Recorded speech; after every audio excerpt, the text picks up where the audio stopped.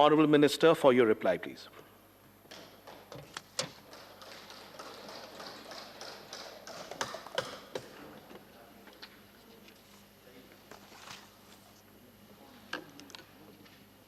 माननीय सभापति जी, मैं आपका धन्यवाद करता हूँ।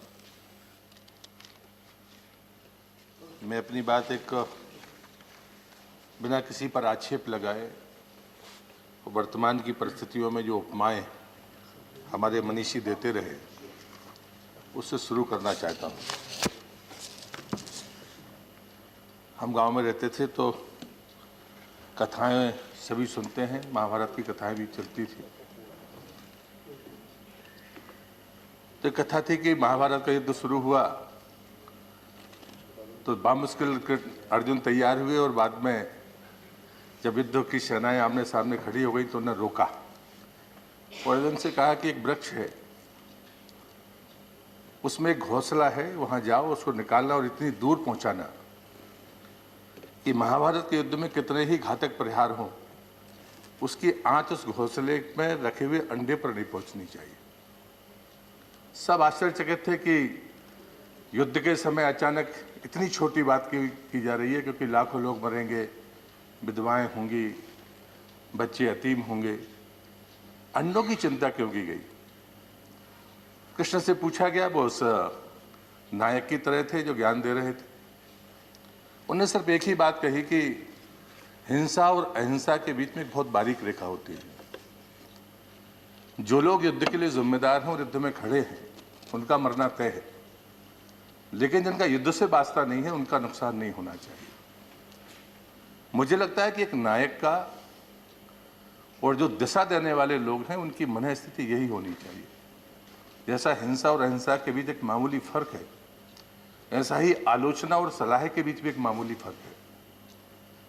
परिस्थितियां सबको पता है, लेकिन जब हमारे मन में, हमारी नीयत में रहता है कि हमें किसी को नीचा और दिखाना है, विफल दिखाना है, तो वो आलोचना हो जाती है। बात वही होती है, कंटेंट वही होते हैं, आंकड़े वही होते हैं। लेकिन यदि हमें देखना है कि मदद करनी है तो वही आंकड़े होते हैं, वही बातें होती हैं, वही तथ्य होते हैं और वो सलाह बन जाती है। मैं उन तमाम हमारे आदरणीय सांसदों का मैं हृदय से आभार व्यक्त करता हूं जिनने इस चर्चा में भाग लिया। जिस चर्चा की शुरुआत रेड्डी जी ने की, आदरणीय शुक्ला जी, चंद्रशेखर जी, सुब्रमण्यम जी, जिनकी बातों को मैं मानता हूं कि हमारे अधिकारियों ने भी नोट किया है, मैंने भी नोट किया है, सुजीत कुमार जी, केसी राममूर्ति जी, हमारे PKS श्री भवन, शायद मैं कुछ गलत,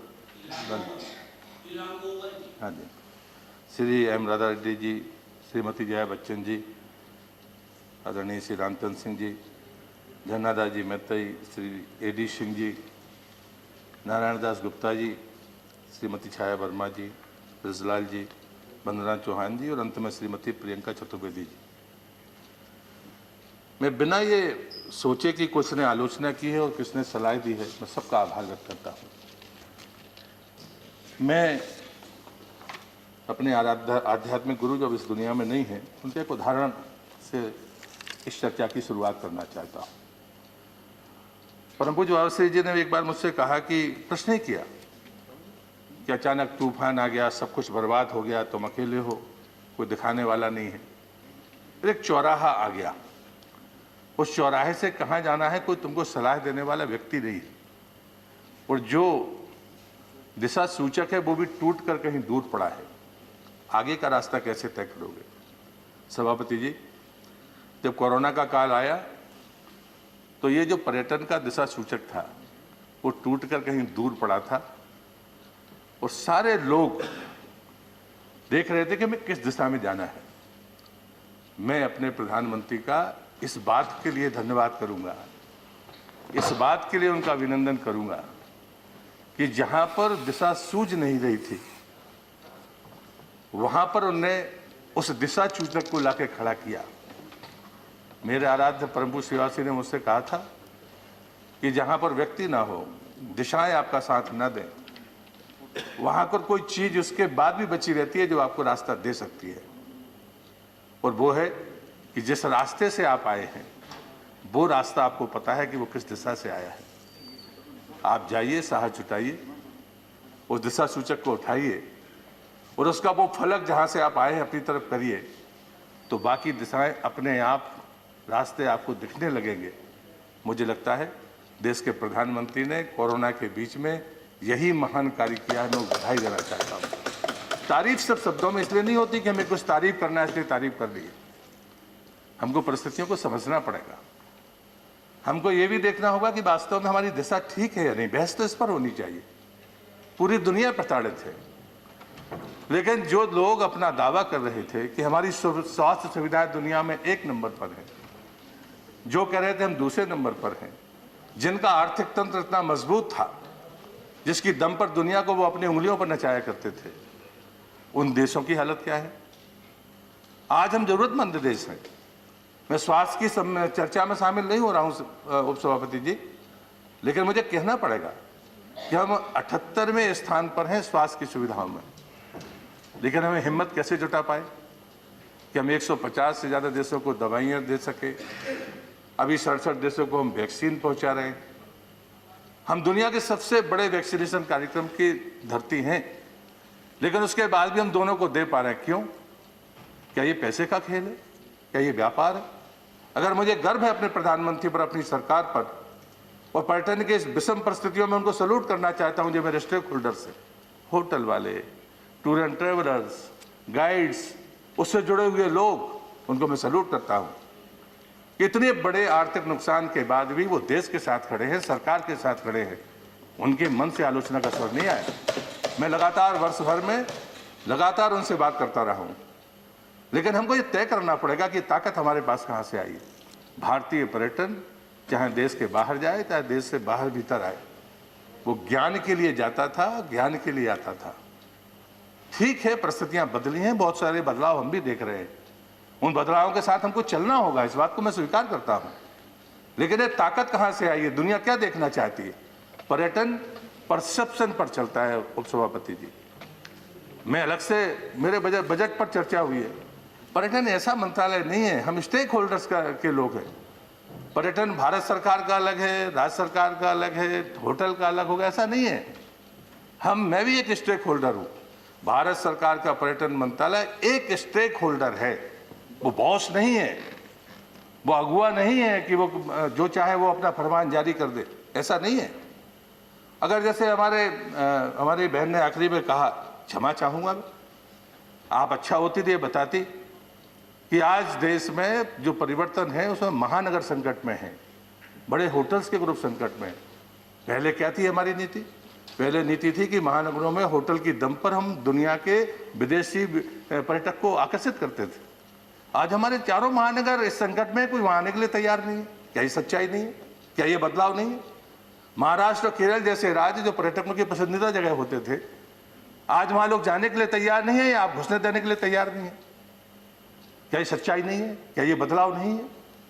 क्या आप ये कहती तो ज्यादा अच्छा होता कि महाराष्ट्र में इतने बड़े होटल के नुकसान के बाद बिजली का कर, जल कर, संपत्ति कर, 3 बड़ी संकट है। इंडस्ट्री क्यों बैठ रही है? इंडस्ट्री के सामने समस्या यही है कि उसका बिजली का बिल देने का पैसा नहीं है, वो टैरिफ उसका डिसाइडेड है, उसके पास में जल कर देने की सामर्थ्य नहीं है, उसके पास में प्रॉपर्टी टैक्स देने की सामर्थ्य नहीं है। ये तो राज्य का विषय है, ये तो भारत सरकार का नहीं है।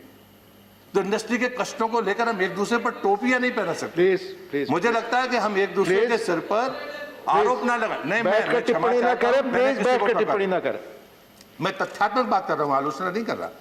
ये कष्ट है, इस कष्ट को मैं स्वीकार करता हूं, मैं मंत्री हूं, और इसलिए मुझे लगता है कि हम सबको ये तय करना होगा कि वास्तव में दिशा क्या है, क्या दिशा गलत है।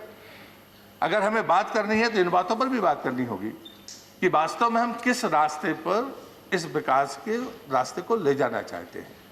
मैं 2 आंकड़े आपके सामने रखता हूं। ये एक आंकड़ा है कि देश के भीतर आने वाले विदेशी पर्यटकों की संख्या 1,80,00,000 और भारत से बाहर जाने वाले पर्यटकों की संख्या 2,20,00,000। मुझे लगता है कि इस आंकड़े पर बहस किसी की नहीं हो सकती। कौन जिम्मेदार है, मैं इस पर बात नहीं कर रहा हूं, लेकिन क्या हमने कोशिश की कि 2,20,00,000 लोग जो देश के बाहर जाते हैं वो देश के भीतर रह सकें? अगर ये किसी ने किया, तब कोरोना नहीं था, देश के प्रधानमंत्री ने लाल किले की प्राचीर से कहा था, देखो अपना देश 3 साल के भीतर 15 से 20 स्थानों पर जाइए, उसके बाद में आप विदेश की यात्रा करिए। वो स्लोगन ही आज इस कोरोना के बीच में हमको वरदान बनकर आगे आया है। उपसभापति जी, आप आंकड़े उठाकर देखिए। हमारा आंकड़ा नहीं है, हमारे जो काम करने के तरीके हैं उनमें आंकड़ों की विश्वसनीयता पर अभी भी प्रश्न चिन्ह है। एक मंत्री होने के नाते मैं सदन में खड़े होकर ये बात कह रहा हूं, और मुझे लगता है कि कोई दोषी नहीं है, हमको इन गलतियों को सुधारना होगा। मैं एक उदाहरण उपसभापति जी आपको देता हूं कि मैंने जब से मैं मंत्री बना हूं, मैंने 2 बार राज्य के पर्यटन मंत्रियों के साथ में चर्चा की है। एक कोरोना के पहले, एक थी कोरोना के बीच में। तो हमने 2 दिन में पूरे देश के राज्य के मंत्रियों से बातचीत की है, और बातचीत करने के बाद में जब निष्कर्ष निकला तो उसके पहले एक आंकड़ा और था। लोग हमसे कहते हैं कि सरकार ने क्यों नहीं किया। हर समय जब भी स्टेक होल्डर्स ने कोई बात कही, मैं उन आंकड़ों में जाना नहीं चाहता। बहुत सारे माननीय सदस्यों ने उन आंकड़ों का जिक्र किया है, उनको मदद मिली है वित्त मंत्रालय से, लेकिन कई जगह वित्त मंत्रालय मदद ही नहीं दे सकता था। उसका एक बड़ा उदाहरण कि पर्यटन मंत्रालय के पास में होटलों की जो सूची थी वो कुल 1400 की थी। अब आप बताइए, सदन में बैठा कोई भी आदमी मानेगा कि देश में 1400 होटल होंगे, वो चाहे रजिस्टर हो या बाकी चीज़ें हों। जब मुझे ये बात पता चली तो मैंने स्टेक होल्डर से कहा कि एक तरफ से नहीं चलेगा। वित्त मंत्री जी ने भी यही बात कही, कोई आंकड़ा तो लेकर आइए कि जरूरतें किस क्षेत्र में हैं। इस देश में होटल इंडस्ट्री जैसा ऑर्गेनाइज्ड सेक्टर, उसमें काम करने वाले अनऑर्गेनाइज्ड सेक्टर में होंगे। मैंने देश में 4 साल अनऑर्गेनाइज्ड सेक्टर के मजदूरों के बीच में काम किया है, इसलिए मुझे दोनों का फर्क समझ में आता है। लेकिन नहीं था। लेकिन कोरोना के बीच में जब हमने कहा क्या रजिस्ट्रेशन नहीं हो सकता, हमें कोई अधिकारी को हस्तक्षेप नहीं कराना। आज 39,000 से ज़्यादा होटलों ने निधि पोर्टल पर रजिस्ट्रेशन करा लिया। क्या ये पहले नहीं हो सकता था? फिर हमने कहा कि जब आपने 16,000 संख्या पार की उपसभापति जी, तो हमने कहा कि चाहे हेल्थ मिनिस्ट्री की हो, होम मिनिस्ट्री की हो, चाहे टूरिज्म मिनिस्ट्री की SOP हो, क्या उनको हम अडाप्ट नहीं कर सकते? कोई अधिकारी की जरूरत नहीं है। आप ऑनलाइन कहिए कि हाँ, हम डिक्लेरेशन करिए कि हम मानते हैं नीतियों SOP को। आज की तारीख में वो संख्या भी लगभग 10,000 है, 9,994, 6 कम है, लेकिन गैप है, कहाँ 10,000 और कहाँ 40,000। जब मैंने पर्यटन मंत्रियों से बात की उपसभापति जी, तो गोवा के पर्यटन मंत्री ने जो बात कही है वो हम सब के लिए, हम स्टैंडिंग कमेटी की रिपोर्ट की बात करें, हम नीति आयोग की बात करें, हम सदन में सारे लोग जिम्मेदार हैं। उसने कहा कि जो गोवा का डोमेस्टिक टूरिस्ट का आंकड़ा था वो 90 लाख था। वो जब निधि के पोर्टल पर सबने रजिस्ट्रेशन किया और जो संख्या आई वो 1,40,00,000 है। हम यूनेस्को के आंकड़े प्रस्तुत करते हैं, हमारा तंत्र क्यों नहीं है? हमने क्यों तय नहीं किया कि हमारे देश में कितने कमरे? हम कहते हैं कि होटल के कमरे कम हैं, शहर में ज़्यादा हैं, बाकी जगह पे नहीं है। लेकिन मैं बहुत सारे बदलाव सभापति जी देखता हूं, और उन बदलावों को इसलिए कहना चाहता हूं ताकि हम सब यहाँ पर धैर्यपूर्वक आगे का रास्ता तय कर सके। एक बदलाव मैं देखता हूं कि महानगर संकट में जो पहले कभी हमारी प्राथमिकता होती थी, आकर्षण के केंद्र होते थे, आज वो रसातल पर जाकर खड़े हैं, जहाँ पर शुरुआत करना कठिन है। और सबसे जो तकलीफ है, चुनौती है, उन बड़ी ही इंडस्ट्री को है जो होटल इंडस्ट्री है, और महानगर में जो है उनकी ज़्यादा तकलीफ है। लेकिन अगर वो किसी दूसरी छोटे शहर में है तो वो आज सैचुरेशन पर है। ये अलग बदलाव है। महाराष्ट्र जैसे केरल से बात मैं कह चुका हूँ कि वो हमारे पश्चिमी राज्य थे, लेकिन आज वो संकट में है। युवाओं की रुचि भी बदली है, दुनिया में भारत के प्रति दृष्टिकोण बदला है। जब ये परसेप्शन की बात करते हैं तो मैं 2 उदाहरण बड़ी विनम्रता के साथ देना चाहता हूँ। हम लगातार कहते हैं कि पर्यटक पुलिस या बाकी चीज़ें, ये कानून व्यवस्था की बात है। मैं एक ऐसा मंत्री था जिसने पहले दिन ही कहा था कि मैं सोशल मीडिया पर हूँ, अगर कोई भी राज्य में कानून व्यवस्था के कारण भी कोई गड़बड़ होगी या रेल में होगी, मैं उसे नैतिकता के रूप में स्वीकार करूँगा। करना पड़ेगा।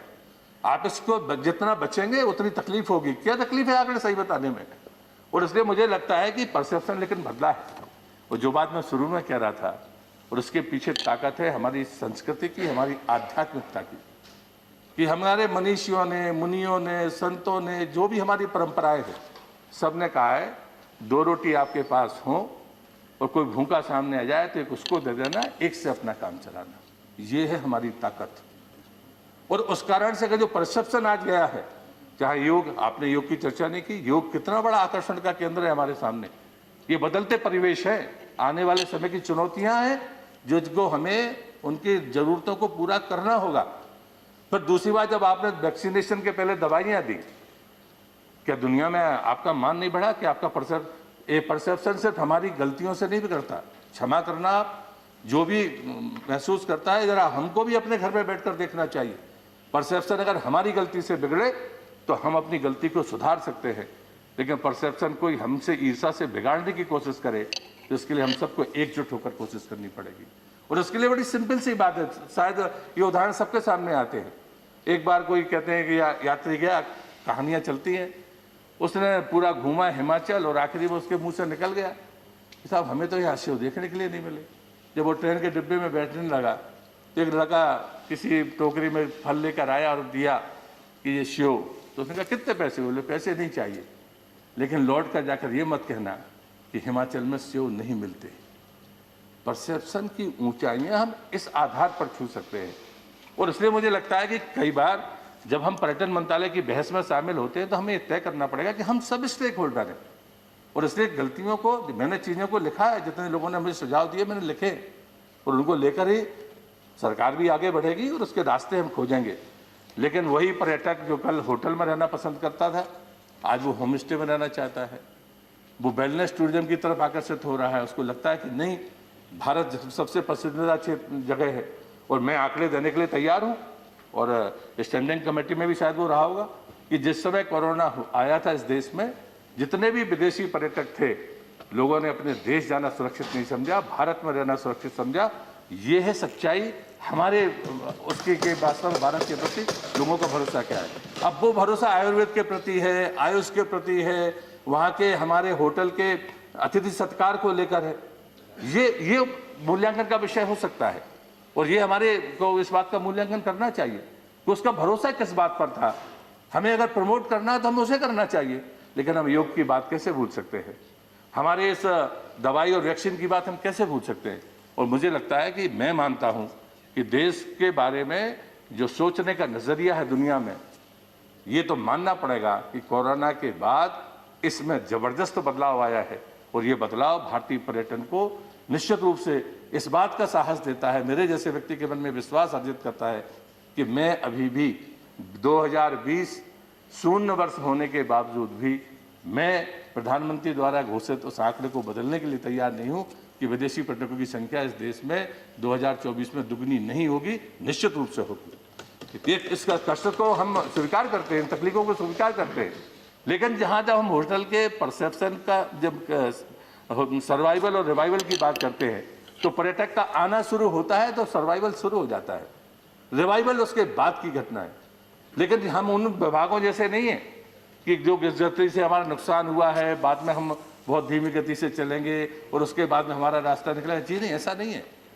लोगों ने जम्मू कश्मीर के बारे में बात की है, मैंने राज्यसभा के उत्तर में ही यहाँ जवाब दिया था। मैंने जनवरी 2020 का आंकड़ा दिया था और जनवरी 2021 का आंकड़ा दिया था। बाकी जगह के आंकड़े इकट्ठे होते नहीं है, राज्य सरकारें भेजते नहीं है, लेकिन हमने जम्मू कश्मीर यूटी बनने के बाद, और मैं कारगिल में एक कार्यक्रम में गया था, IISM गुलमर्ग के कार्यक्रम में, और वहाँ पर हमने कारगिल में उसकी ब्रांच खोली। तो मैं वापस श्रीनगर से जब वापस आया सभापति जी, तो स्वाभाविक है कि मैं पर्यटन मंत्री हूँ तो स्टेक होल्डर से पूछूंगा, वहाँ के अथॉरिटी के लोगों से पूछा। उन्होंने कहा कि पिछले 16 वर्ष के अनुभव ऐसे हैं कि इससे ज़्यादा टूरिस्ट कभी 16 वर्षों में नहीं आया। तो मैंने आंकड़े मंगाए।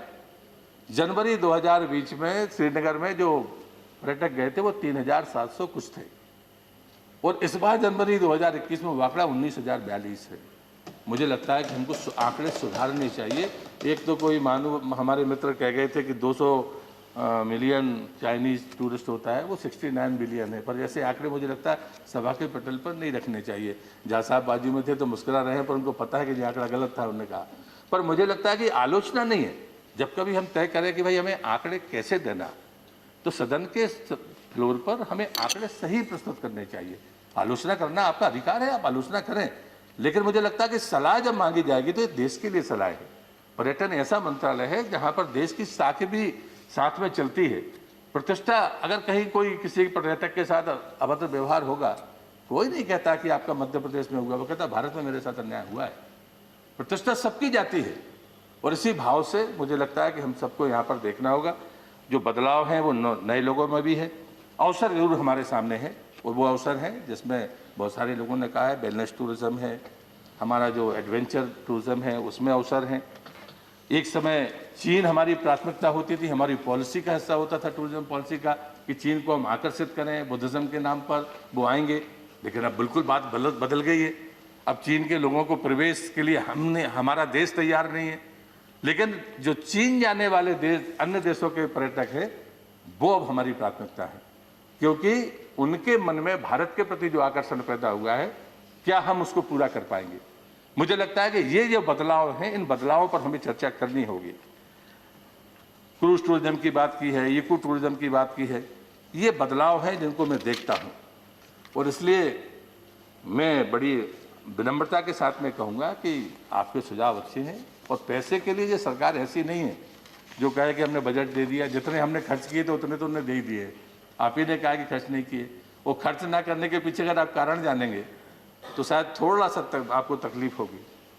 ये जो स्वदेश दर्शन और सुप्रसाद है, ये राज्यों के पास है। आपने महाराष्ट्र के बारे में उदाहरण दिया, मैं आपको बोलता हूँ 2015 से जितनी बार पैसा गया, एक भी योजना पूरी नहीं हुई महाराष्ट्र सरकार किसी को, ये कह सकते हैं आप, आज भी नहीं हुआ। मुझे लगता है इस बहस में क्यों पड़ना, नहीं हुई ना। भारत सरकार ने तय किया उपाध्यक्ष जी कि हम एक योजना पूरी होंगे, हम दूसरे दिन आपको दूसरी योजना देंगे, आप पूरा करिए। यूपी ने यही काम कर लिया, पैसा मिलेगा। मैं ये कह सकता हूं कि देश का कोई भी राज्य, उसका मंत्री या कोई सांसद मुझे ये कहे कि आपने मेरे साथ भेदभाव किया है, मैं तैयार हूं क्षमा मांगने के लिए। मुझे लगता है कि काम तो हमें सबको मिलकर करना पड़ेगा। योजनाएं पूरी होंगी तो निश्चित रूप से पैसा मिलेगा, इसमें भारत सरकार कटौती नहीं करती है, और जब जरूरत पड़ेगी तो हमको एक्स्ट्रा फंड मिलना है। हमारी आइकॉनिक साइट्स की हमने बात की है। आपने कहा कि बहुत सारे लोगों ने, किसी ने कहा कि साहब हम विश्व स्तर पर कुछ करना नहीं चाहते, बहुत कुछ किया है। ASI हो, हमने 19 आइकॉनिक साइट्स की चिंता की है, और वो 19 आइकॉनिक साइट में हमने ये भी तय किया है कि वर्ल्ड क्लास सारी चीज़ें वहाँ पर उपलब्ध कराएं। अभी हमने ASI पर्यटन मंत्रालय का हिस्सा उपसभापति जी नहीं है, लेकिन जब पर्यटक आता है तो हमारे स्मारकों पर जाता है। अब यहाँ पर जया जी नहीं है, 5 महीने पहले हमने तय किया, जब फिल्म इंडस्ट्री के लोगों से मेरी बातचीत हुई तो हमने उसी दिन उन्होंने कहा कि 1 साल लगता है एक स्मारक के फिल्म बनाने की परमिशन लेने में। मैंने कहा 20 दिन में आपको ऑनलाइन मिलेगी। मुझे गर्व है कि आज 26 फिल्मों की शूटिंग जम्मू कश्मीर में चल रही है, उसी का लाभ लेते हुए। मुझे लगता है कि दूसरा उन्होंने कहा कि 1 लाख रुपया लगता है, हमने कहा 50,000 रुपया, उसी समय 50%। इंडस्ट्री संकट में कहीं तो मूवमेंट शुरू होना चाहिए।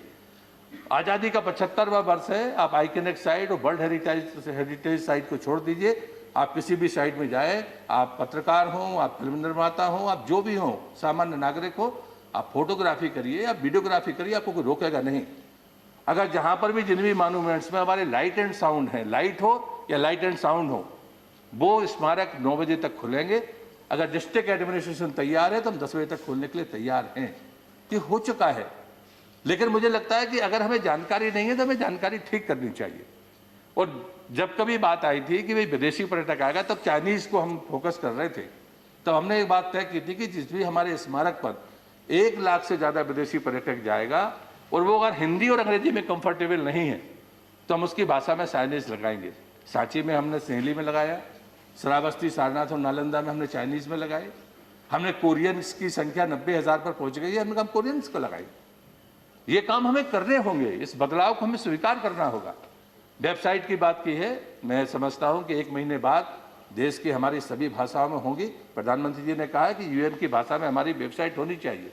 आज भी इनक्रेडिबल इंडिया 8 भाषाओं में है, लेकिन हम मानते हैं इस बात को, इस मांग को हम स्वीकार करते हैं कि कम से कम हमारी लोकल लैंग्वेज में हमारी साइट पर उपलब्धता होनी चाहिए।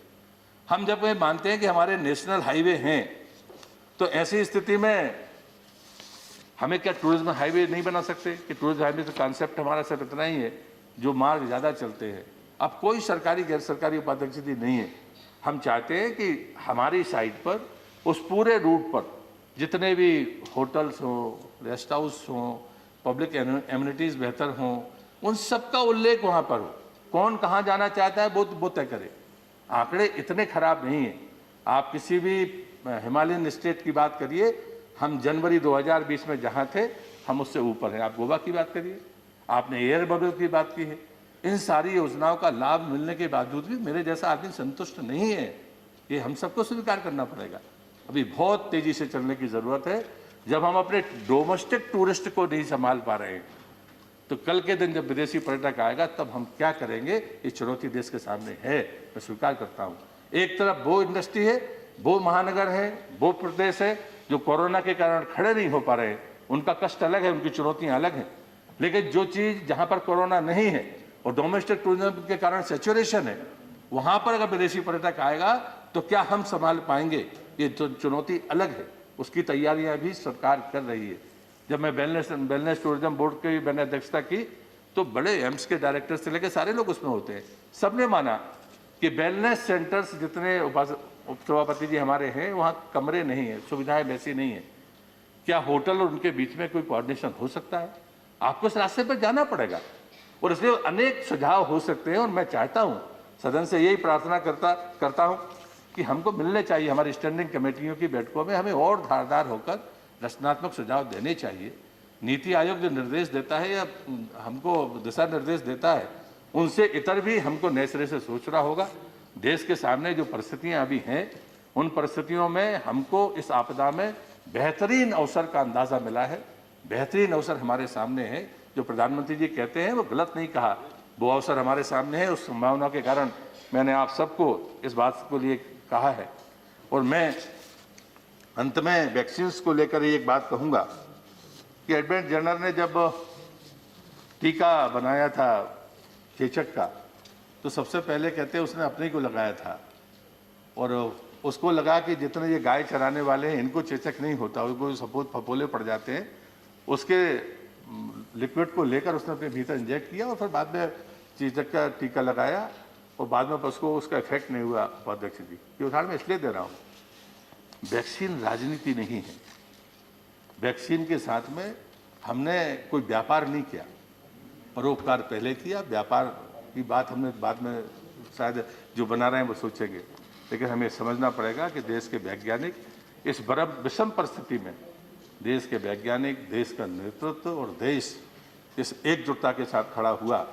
उसके बाद डोमेस्टिक टूरिस्ट ने जिस प्रकार भारतीय पर्यटन को संभालने का काम किया है, मैं इस सदन में खड़े होकर आपके माध्यम से देश को धन्यवाद करना चाहता हूं, उनको सल्यूट करना चाहता हूं।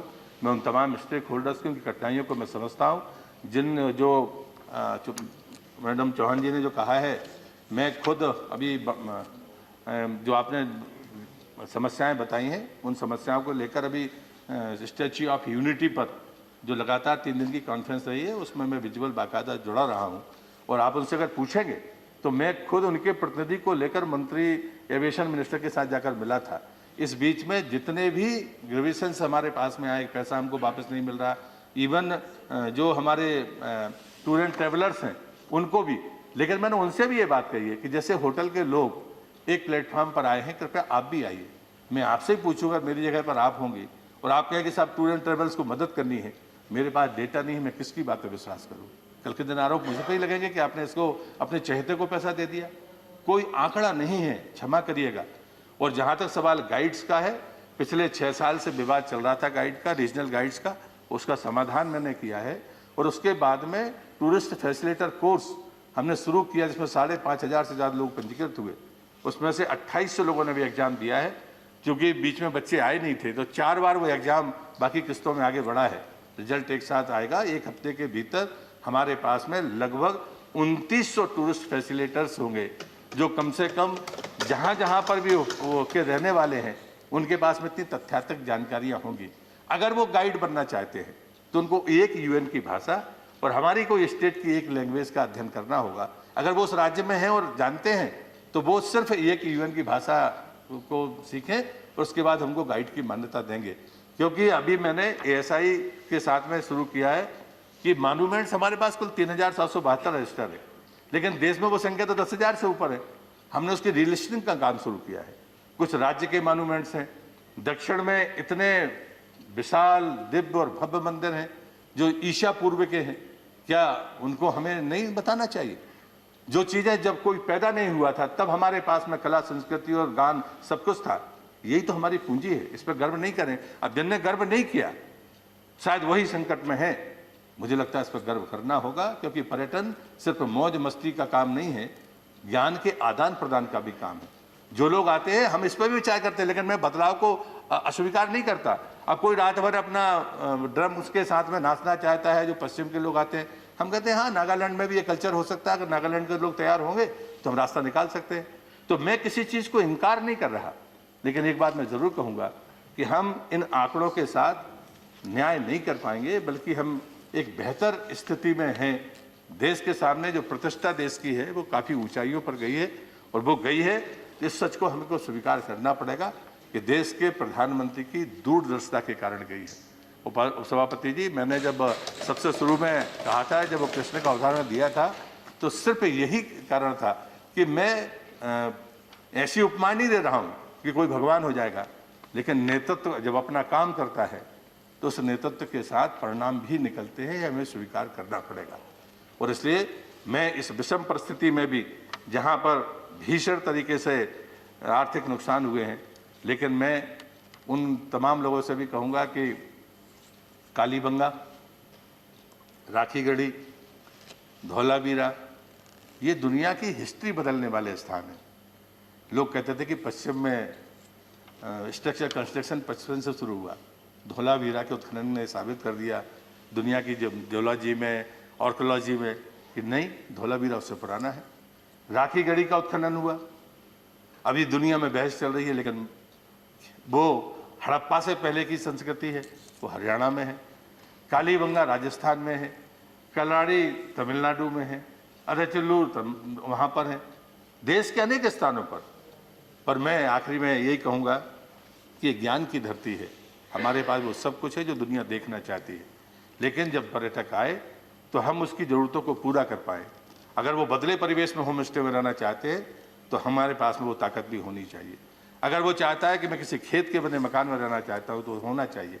आज आप पिछले 4 महीने के आंकड़े उठाकर देखिए, कोई भी हमारा टाइगर प्रोजेक्ट, कोई भी हमारा रिजर्व फॉरेस्ट, कोई भी हमारा छोटा डेस्टिनेशन, कोई खाली मिलता हो तो बताइए। लेकिन ये सच है कि दूसरा जो पक्ष है, जो मैंने पहले कहा है, वो निश्चित रूप से चुनौती से भरा हुआ है, और इन दोनों के बीच में तालमेल बिठाने की ज़रूरत है। इस बात को मैं स्वीकार करता हूँ। बहुत सारी बातें हैं सभापति महोदय जिसको मैं इस अवसर पर कह सकता हूँ। मैं उन सफलताओं भर को गिनाने के से मैं संतुष्ट नहीं हो रहा हूँ। मैं मानता हूँ कि बहुत कुछ अभी करने की ज़रूरत है, और जिसके लिए सरकार सजग है, और हमारा नेतृत्व वो उनके हर भाषण में कहीं ना कहीं टूरिज़्म का संकेत होता है, और इसलिए जो वो कहते हैं मुझे लगता है वो पॉलिसी है। और टूरिज़्म पॉलिसी हमने सारे राज्यों को पहुंचाई है, सारे स्टेक होल्डर्स को पहुंचाई है। 1 महीने के आसपास हो गया है। बहुत जल्दी हमारी कोशिश होगी, क्योंकि लगातार जो प्रश्न उठते हैं उसी बात पर उठते हैं कि अगर टूरिज़्म पॉलिसी बनेगी कि नहीं बनेगी। पर मुझे लगता है कि इस बदलाव के बाद जो पॉलिसी बनेगी वो दुनिया में वही स्थान प्राप्त करने के लिए बनेगी जो भारत का लक्ष्य है। और हम पूरा विश्वास करते हैं कि 2014 में हम 65वें स्थान से 5 वर्षों में 34वें स्थान पर आए थे। हमारी यात्रा 34 में से 1 नंबर की जानी थी, 1 वर्ष 0 वर्ष हो गया। लेकिन उपसभापति जी, मेरा भरोसा है देश की जनता पर, यहाँ की संस्कृति पर, यहाँ के मूल्यों पर, हमारे देश के नेतृत्व पर, कि मैं आंकड़ा बदलूंगा नहीं। जो लक्ष्य हमने तय किया है 2024 में वो प्राप्त करेंगे। चुनौतियाँ हैं, कठिनाइयाँ हैं, और कठिनाइयों को सुगमता से पार करेंगे। और मैं यही प्रार्थना करते हुए अपनी बात को यहाँ पर समाप्त करूँगा कि हम सब यही मानकर चले कि हम सब साथ हैं। देश के लिए पर्यटन मंत्रालय कोई अलग से ऐसा मंत्रालय नहीं है जिसकी जिम्मेदारी मैं नैतिक रूप से या संवैधानिक रूप से ले सकूं। नैतिक रूप से तो ले सकता हूं, संवैधानिक रूप से नहीं ले सकता हूं। और इसलिए ऐसे बहुत अनेक काम हुए हैं जिनको शायद मैं लंबा कह सकता हूं, लेकिन समय की अपनी मर्यादा है। आपने मुझे पर्याप्त समय दिया है, और मैं पहले तो सोच कर लाया था कि कहूँगा, लेकिन मुझे लगता है शेर को कहकर ही अपनी बात खत्म कर देता हूँ। सामान्यतः शेर में पढ़ना मुझे आता नहीं है, लेकिन जैसा हम सदन में पढ़ते हैं, सुनते रहते हैं कि बहुत सारे लोग हैं जो मन में मानते होंगे कि नहीं। और मैं सच में हृदय से धन्यवाद करता हूँ, किसी भी सदस्य ने कोई ऐसी आलोचना नहीं की जो मन को दुखा दे या कोई गलत दिशा में हो। आपने सबने सही बात कही है। फर्क हो सकता है कि हमको लगता है कि क्या होगा, और शायद हम कुछ बातें स्वीकार नहीं कर पाते होंगे कुछ कारणों से। तो कुछ तो मजबूरियां रही होंगी, यूं कोई बेवफा नहीं होता। शायद आप ही ने कहा था एक बार, तो वही मैंने लिख रखा होगा। जी बहुत चाहता है सच बोले, क्या करे हौसला नहीं होता। मुझे लगता है कि मैं फिर से सदन के सभी सदस्यों का धन्यवाद करते हुए इस चर्चा में आपने भाग लिया, और मैं मानता हूं पर्यटन आर्थिक दृष्टिकोण से, रोजगार की दृष्टि से महत्वपूर्ण क्षेत्र है, जिसमें देश आगे बढ़ेगा, गति के साथ बढ़ेगा। आप सबका सहयोग ऐसे ही मिलेगा। इस आशा के साथ मैं अपनी बात को अध्यक्ष जी, उपाध्यक्ष जी समाप्त करता हूं, और आपका भी हृदय से धन्यवाद करता हूं। बहुत बहुत धन्यवाद। धन्यवाद। Message from Lok Sabha secretary general.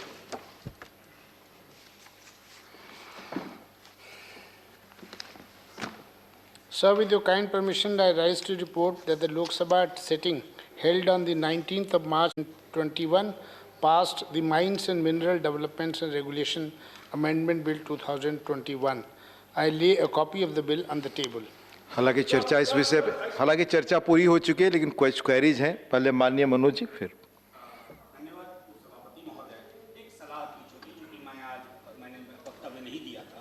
हम 75वें सालगिरह मनाने जा रहे हैं अपनी आज़ादी के, तो एक फ्रीडम मूवमेंट सर्किट की संभावना अगर तलाशी जाए तो मैं समझता हूं कि ये बहुत बेहतर कदम होगा, और उन महापुरुषों के लिए भी, योद्धाओं के लिए भी, जिन्होंने आहुति दी है। शुक्रिया। अच्छा सुझाव माननीय।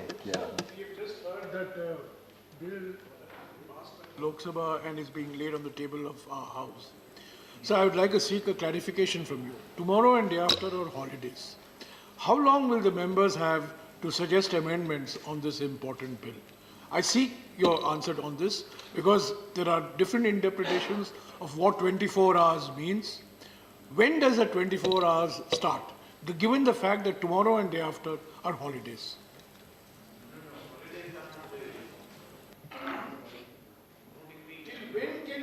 Yes, I'm just inquiring from our table office.